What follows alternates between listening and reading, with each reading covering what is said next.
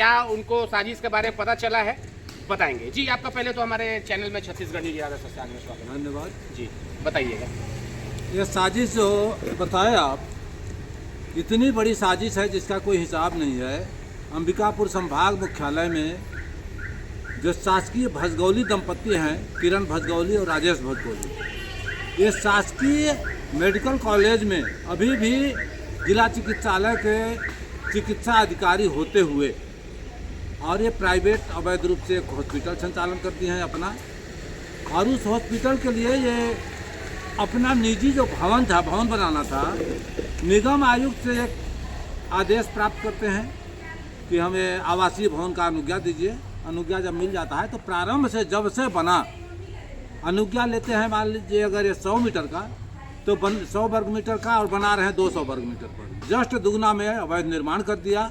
और उस निर्माण में भी आम रास्ता पर 3 सड़क को कब्जा करके उसके ऊपर अतिक्रमण करके घर बना लिया। और बाहर निगम प्रशासन, इनका मिली भगत देखिए, ये कभी उस पर कुछ भी सवाल तक नहीं उठाया। निरंकुश उसका चलता रहा व्यापार, अवैध व्यापार और अवैध निर्माण। इसका शिकायत में दिया। उस शिकायत के बाद 25 अप्रैल 2023 को उसके अवैध निर्माण को ध्वस्त करने का आदेश नगर निगम आयुक्त द्वारा पारित किया जाता है। और उस आयुक्त का आदेश पारित होने के बाद निगम आयुक्त नगर निगम कार्यालय का साजिश देखिए वहीं से प्रारंभ होता है। जब आयुक्त का आदेश पारित होता है तोड़ने के लिए, तो निगम के जो कर्मचारी अधिकारी लोग हैं, वो चूँकि मालदार असामी है, रसूखदार है, पैसे वाली है, उससे अवैध रूप से साठगांठ किए और आयुक्त के आदेश को विफल करने के लिए एक अनाधिकृत विकास अधिनियम 2022 आया था, उसके तहत आवेदन प्रस्तुत लेते हैं। और आवेदन इतना फर्जी आवेदन, बैक डेट नहीं, कोई डेटे नहीं है, बिना डेट का एक आवेदन निगम खुद तैयार करता है। उसमें देखिए उसका हस्ताक्षर करा लेता है। ये है अवैध नियमितीकरण का आवेदन। और इसमें कहीं भी डेट नहीं है। दूसरी बात, डॉक्टर लोग तो अगर किसी भी पुर्जा या दस्तावेज में हस्ताक्षर करते हैं तो डेट के साथ साथ समय भी लिखते हैं, इतना बज के इतना मिनट पर। अब ये देहाती आदमी तो नहीं थे अनपढ़ लोग जो ठेपा लगा दिए, पढ़े लिखे आदमी योजनाबद्ध साजिश के तहत दस्तखत कर दिया। वो कहीं नहीं है। ये देखिए दूसरा आवेदन फिर लगाया। जब एक आवेदन हो गया तो दूसरा आवेदन क्यों लगाया, एक दूसरा आवेदन लगा दिया। और उससे बड़ा बात आप देखेंगे कि एक शपथ पत्र है। इस शपथ पत्र में आपको देख के लगेगा कि एक जो बेचारे गरीब मजदूर है ना, वो भी देख के बताएंगे कि शपथ पत्र नहीं है। ये शपथ पत्र 50 रुपये के स्टाम्प में है, और इस स्टाम्प में अवैध नियमितीकरण के लिए कि जो शास्त्रीय निरूपित किया जाएगा हम देंगे, वो है। ये शपथ पत्र है ही नहीं है। शपथ पत्र का सबसे पहला प्रूफ है 50 रुपया का, 500 रुपया का हो जाए या 5000 रुपया का स्टाम्प हो जाए, उससे शपथ पत्र नहीं होता। जो नोटरी होता है, नोटरी जब सील मोहर मारेगा, इसमें साक्षी रहेंगे, गवाह रहेंगे, तब वो नोटरी माना जाता है। ये दस्तावेज को पटवारी कार्यालय के पास ले जाएगा तो वो भी नहीं लेगा, लेकिन निगम आयुक्त कार्यालय में इस दस्तावेज को रख के इसका आधार बनाया है। इनका फर्जीवाड़ा का पूरा पोल जो है, इनका शपथ पत्र आवेदन, जो खुद ही चीख कर बता रहा है कि ये लोग बहुत बड़े साजिश करता है।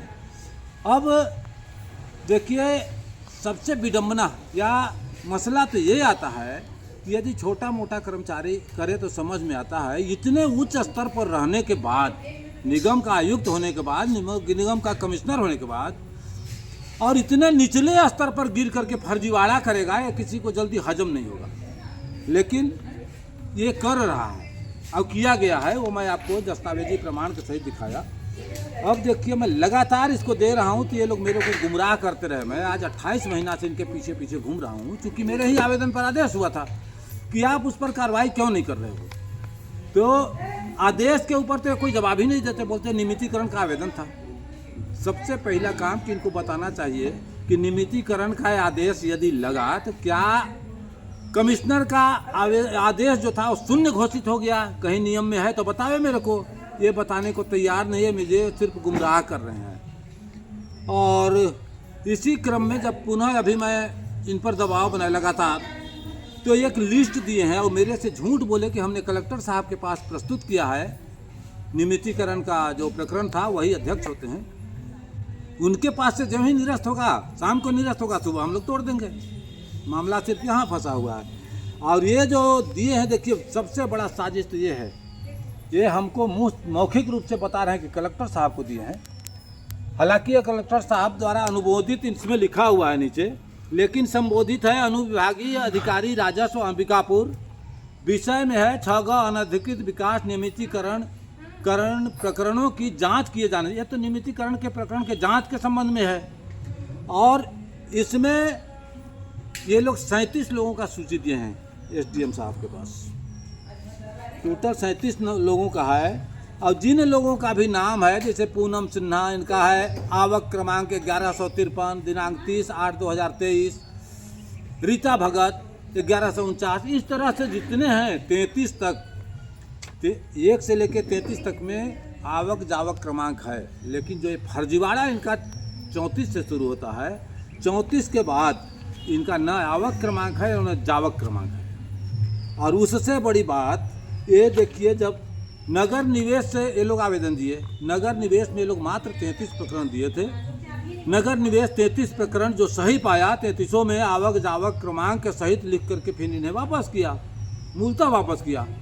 और ये उसमें देखिए 4 को जोड़ दिए, 34, 35, 36 और 37 प्रकरण को, जो इनका भ्रष्ट योजना के तहत आवेदन इनके पास रखा हुआ है। अच्छा मान लेते हैं और इस प्रकरण को बोले हम तो साथ में ही डाल देंगे।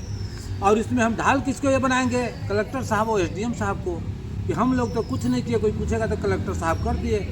अब ये देखिए, चूँकि किरण भजगौली के मामले में ये इनके समझ में आ रहा है कि नगर निवेश तो 33 का दिया है, यदि हम तोड़ते हैं तो दिया हुआ पैसा तो मांगेगा। जो आदमी फ्री का पैसा दिया है भैया तुमको, उसको आश्वासन दियो कि हम नहीं तोड़ेंगे, और अब तोड़ने जाएगा तो बोलेगा ना कि मेरे से जो पैसा लिए उसको दो। तो ये लोग दे दिए हैं इसमें कि दो तरफा गेम खेल रहे हैं कि यदि नहीं टूटा तो भी कहेंगे कि ये तो हमको बताने के लिए हो जाएगा कि एसडीएम साहब ने कर दिया, हम लोग क्या करें। और अगर टूट गया तो बताएंगे हम तो कुछ नहीं किए, तो एसडीएम साहब ने तोड़ दिया है इसको, वो गलत रिपोर्ट दे दिए हैं। और ये 4 प्रकरण कैसे गया, सबसे पहले तो एक शासकीय लोक सेवक होते हुए इतने बड़े पद पर बैठे हुए हैं, जिस आदमी ने इनके पास भजगौली का प्रकरण अवैध रूप से आवेदन और शपथ पत्र लिया है, वो दोषी है। और ये पूरे निगम प्रशासन जो है, निगम महकमा आखिर इस पर चुप लगा करके मेरे साथ साथ जिला प्रशासन को धोखा दे रहा है।